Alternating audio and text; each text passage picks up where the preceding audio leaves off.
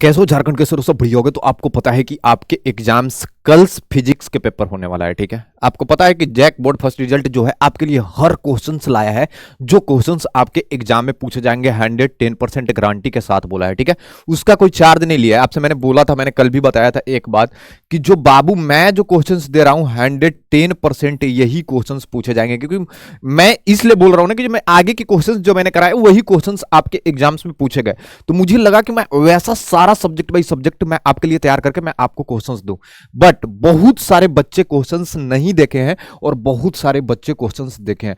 तो मैं क्या चाहता हूं कि जो क्वेश्चंस नहीं देखे, आपको पता है कि इस पे सारा क्वेश्चंस बाई क्वेश्चंस मैंने करा दिया और चल भी रहा है, आपको दिख भी रहा होगा सारी चीज कि आपका क्वेश्चंस फिजिक्स का जो पेपर कल होने वाला है, फिजिक्स का पेपर आपके 300 क्वेश्चन सब्जेक्टिव और 300 ऑब्जेक्टिव क्वेश्चन, 600 क्वेश्चंस मैंने कराया है इस चैनल पे। और अगर आप नए हो तो इस चैनल को सब्सक्राइब कर लिया करो, क्योंकि आगे भी आपके बहुत सारे एग्जाम्स अभी पेपर बचे हुए हैं, जो आपके एग्जाम से बहुत सारे क्वेश्चंस तैयार किए हुए हैं। आपको पता है कि आगे के जो पेपर होने वाला है उसका भी क्वेश्चंस मैंने 300 ऑब्जेक्टिव और 300 सब्जेक्टिव आपके लिए तैयार है। मैं आपको रिलीज करूंगा उस क्वेश्चंस को कब, जब आपके एग्जाम्स कल खत्म होगा, उसके इवनिंग के टाइम में, मतलब शाम के टाइम में आपके क्वेश्चंस मिल जाएंगे आगे के जो पेपर होने वाले हैं उसका। बट मैं आपको बार बार यही चीज को मैं समझाता हूं कि बाबू जो नए बच्चे हो इसको सब्सक्राइब कर लिया करो, क्योंकि अभी आपको मेरी बहुत जरूरत है, मुझे पता है।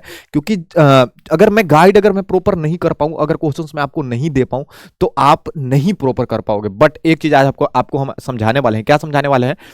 आपके जो एग्जाम्स होने वाले हैं, पता है, आप नर्वस फील मत करना और डरना मत। आपको डरने की जरूरत नहीं है, फाड़ देना है बोर्ड के।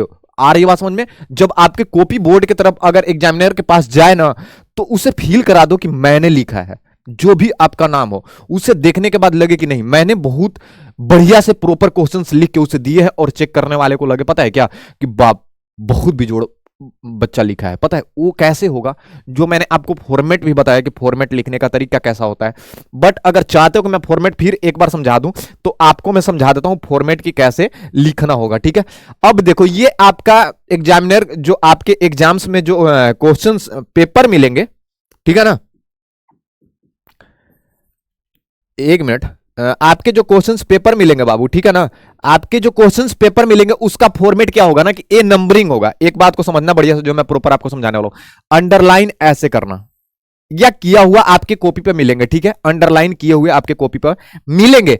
अब क्या करना है कि आप क्या करते हो कि एक नंबर क्वेश्चंस आप लिख रहे हो तो नंबरिंग ऐसे कर देते हो। नहीं, आपको करना है, क्या करना है, नंबरिंग आपको यहां करना है, और इसके आंसर जो होंगे आपको ऐसे फॉर्मेट में आपको प्रॉपर लिखना है। और इधर ज्यादा निकाल के मत लिखना है, इधर भी जो आपने ड्रॉप की है वैसे ही इधर भी पेपर में आप ड्रॉप कर देना, और इतने के बीच में आप उसको फॉर्मेट लिख के दोगे। आ रही है बात समझ में?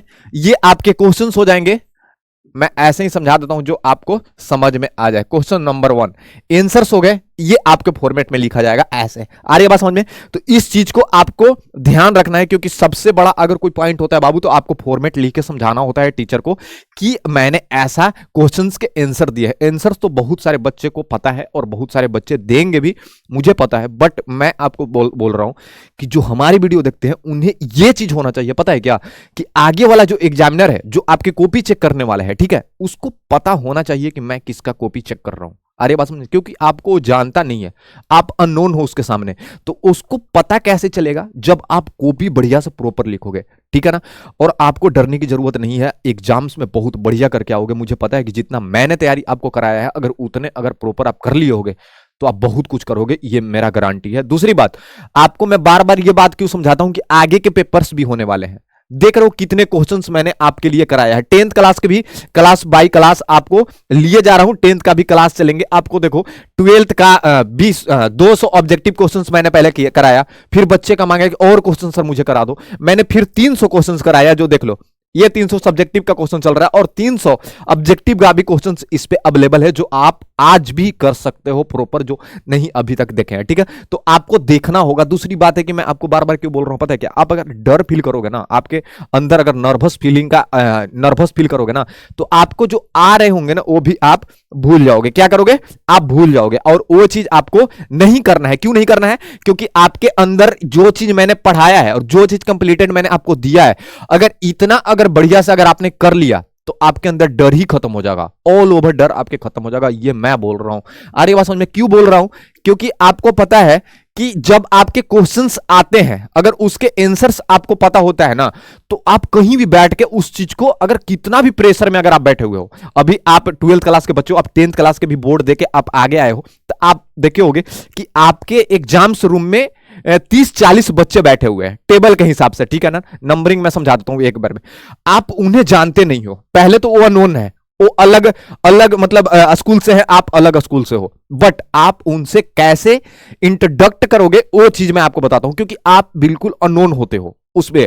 और जो आपके एग्जाम्स चेकिंग वाले आते हैं वो भी आपको नहीं जानते और आप उनको नहीं जानते हो, ठीक है। तो सारे अननोन होते हैं, तो थोड़ा सा माइंड होता है कि मैं तो सर जानता नहीं उन्हें, तो मैं कैसे वहां पे फेस कर पाऊंगा। बट समझना मेरी बात को, आप कैसे फेस करोगे बाबू, वो चीज मैं आपको प्रॉपर समझाता हूं। आप क्या फेस करोगे कि आपको अगर क्वेश्चंस के आंसर अगर पहले से पता है, तो आप जब एग्जाम हॉल में बैठोगे ना, तो कोई कैसा भी हो, आपके अंदर डर ही नहीं रहेगा। क्योंकि जब आप क्वेश्चंस आपको मिलेंगे ना, क्वेश्चंस पेपर, तो लगे अरे ये तो मैंने क्वेश्चंस किया है, किसी से कोई मतलब और किसी से कोई डर नहीं आपके अंदर रहेगा।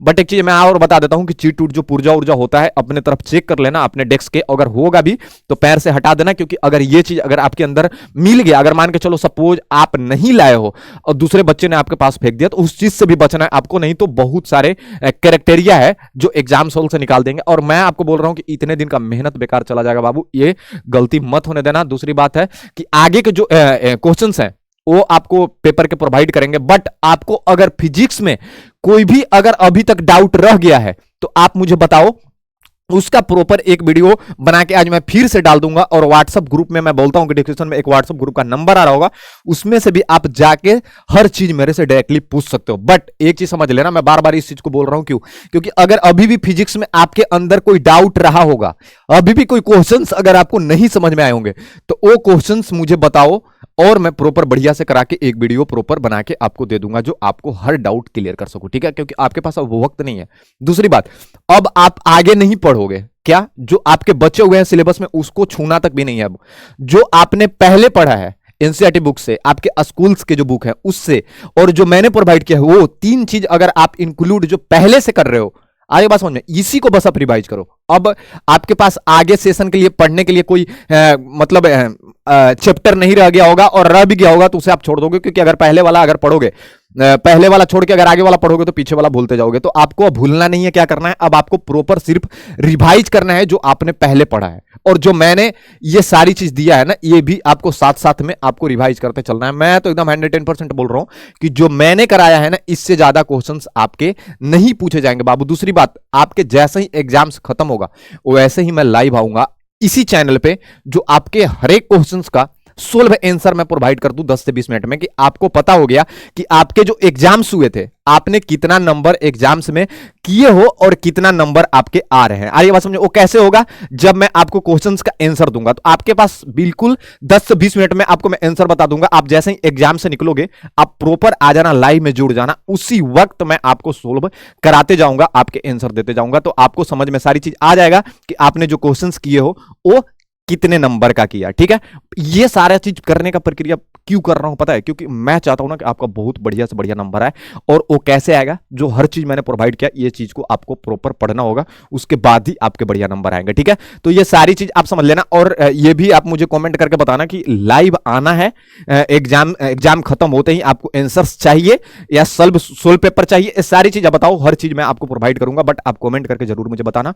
और एक बात और, मैंने अभी भी एक बात बोला कि जो मैंने फिजिक्स का क्वेश्चन 600 क्वेश्चंस आपको मैंने कराया है, ऑब्जेक्टिव सब्जेक्टिव दोनों मिला के, उस क्वेश्चंस में अगर कोई भी अगर डाउट रह गया है, तो एक प्रॉपर और वीडियो बना के आपको हम इस पे डाल देंगे, आज ही डाल देंगे। बट आप मुझे कमेंट करके उस चीज को बताना, अगर कोई डाउट लगे तो आप कमेंट करके बताना। और आपको मैं बार बार यही बोलता हूं कि इसके व्हाट्सएप ग्रुप नंबर डिस्क्रिप्शन में एक लिंक लगा है, वो व्हाट्सएप ग्रुप का नंबर है, आप डायरेक्टली मेरे से बात कर सकते हो अगर कोई भी प्रॉब्लम रहा है तो। Thank you so much.